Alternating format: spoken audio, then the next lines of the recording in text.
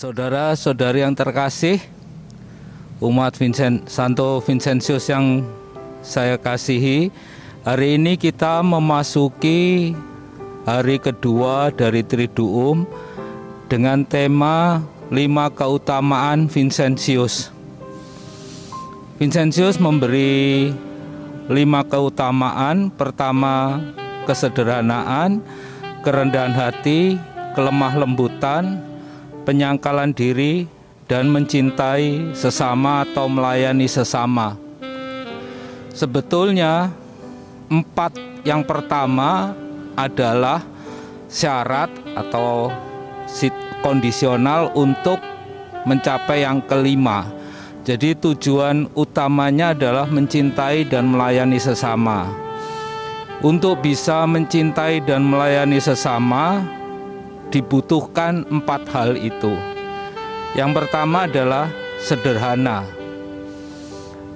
Sesama yang dianggap Vincentius pada waktu itu adalah kaum miskin dan penduduk di desa yang mayoritas tidak berpendidikan. Maka syarat pertama untuk mencintai sama adalah sederhana. Kesederhanaan ini di dalam cara berpikir, sehingga kalau menghadapi orang, cara pikirnya nggak terlalu tinggi-tinggi, cara berkata-kata, pemilihan kata-kata yang sederhana yang bisa dipahami oleh umat, dan juga cara bersikap serta berpenampilan. Karena pada waktu itu orang imam punya penampilan tersendiri dan penduduk desa ya kita bisa paham dengan pakaian-pakaian yang sederhana, dengan adat istiadat yang sederhana. Maka imam-imam dari CM diharapkan pertama adalah sederhana. Dalam menyampaikan khotbah juga harus memakai kata-kata yang sederhana, tema-tema yang sederhana yang bisa dipahami oleh umat. Yang kedua, rendah hati. Rendah hati itu Vincentius menekankan tidak mengeluh akan situasi yang dihadapi atau orang yang dihadapi. Jadi seorang imam CM harus bisa menerima situasi dan orang apa adanya. Tidak mudah mengeluh.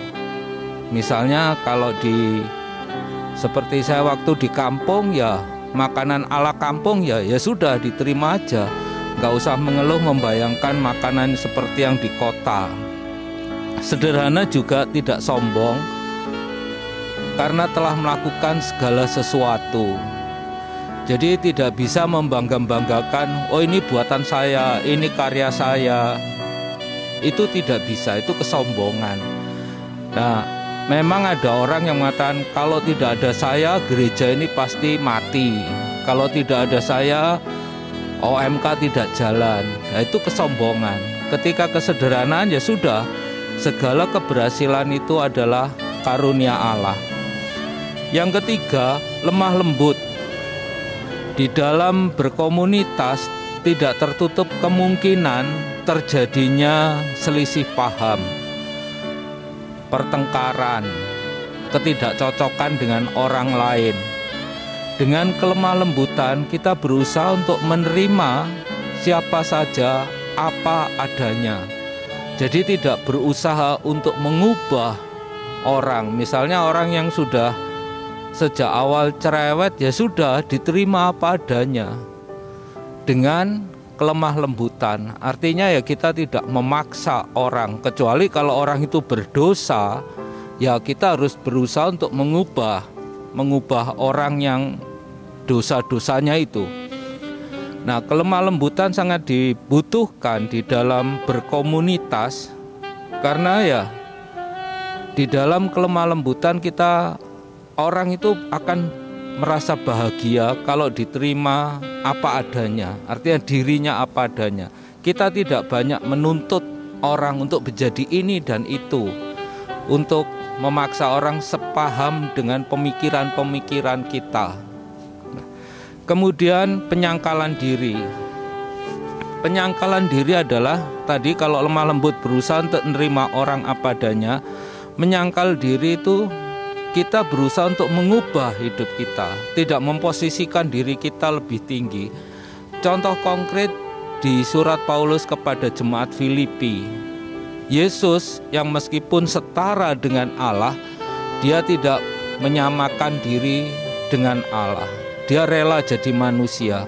Inilah penyangkalan diri. Meskipun Anda pemimpin, meskipun Anda punya banyak gelar, meskipun Anda pandai, tetapi Anda tidak mengagungkan kepandaian, kepemimpinan, gelar-gelar Anda di dalam kehidupan bermasyarakat. Jangan merasa bahwa saya ini kan romo, ya harus dilayani. Ya gak bisa gitu. Ini berarti tidak penyangkalan diri. Tujuan semuanya itu adalah untuk melayani umat, untuk mencintai umat, terutama umat yang miskin dan rendah. Nah, kalau kita bisa melakukan semuanya itu, tujuan kita bisa tercapai. Pelayanan kita bisa tercapai kalau kita punya sikap 4 tadi: sederhana, rendah hati, lemah lembut, dan berani menyangkal diri. Itu yang bisa saya sharingkan pada kesempatan ini. Ada pertanyaan-pertanyaan reflektif, artinya pertanyaan yang perlu Anda renungkan, yaitu pertama, apakah aku menyediakan waktu untuk merenungkan tentang keutamaan-keutamaan Vincentius itu? Apakah Anda punya waktu untuk merenungkan keutamaan-keutamaan itu? Yang kedua, kini saatnya saya merenungkan secara serius dengan bantuan Allah dan dukungan keluarga serta komunitas. Keutamaan manakah yang akan saya hayati terlebih dahulu? Jadi, apakah Anda merenungkan keutamaan-keutamaan itu dalam kehidupan Anda?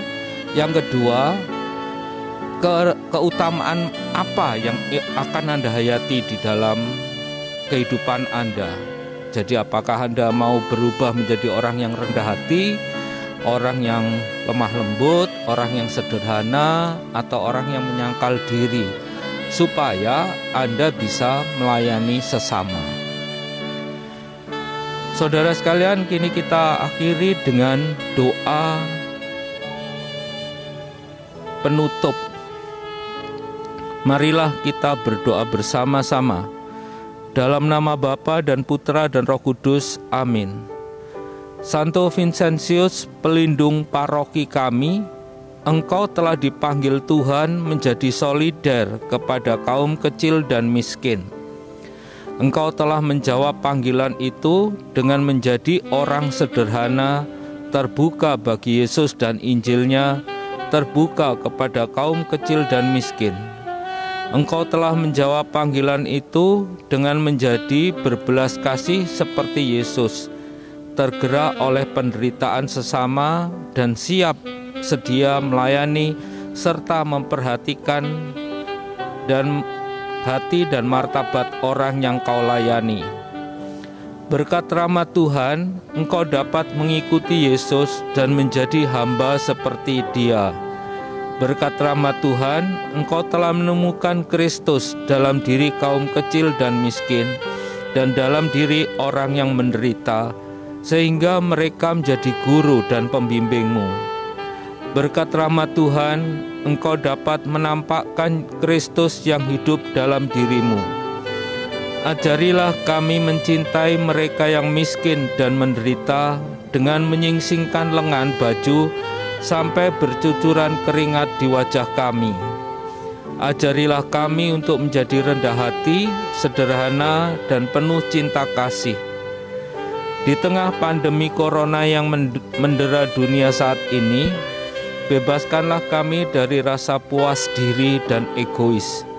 Berkatilah usaha pertobatan kami, dan dalam menghayati keutamaan, kesederhanaan, kerendahan hati, kelemah lembutan, dan penyangkalan diri, dan mencintai sesama, sehingga kami mampu mewartakan kasih-Mu. Buatlah kami mengingat bahwa kami semua kelak akan diadili berdasarkan cinta kasih kami, demi Kristus Tuhan dan pengantara kami. Santo Yosef, doakanlah kami. Santo Vincentius, doakanlah kami. Amin. Dalam nama Bapa dan Putra dan Roh Kudus. Amin.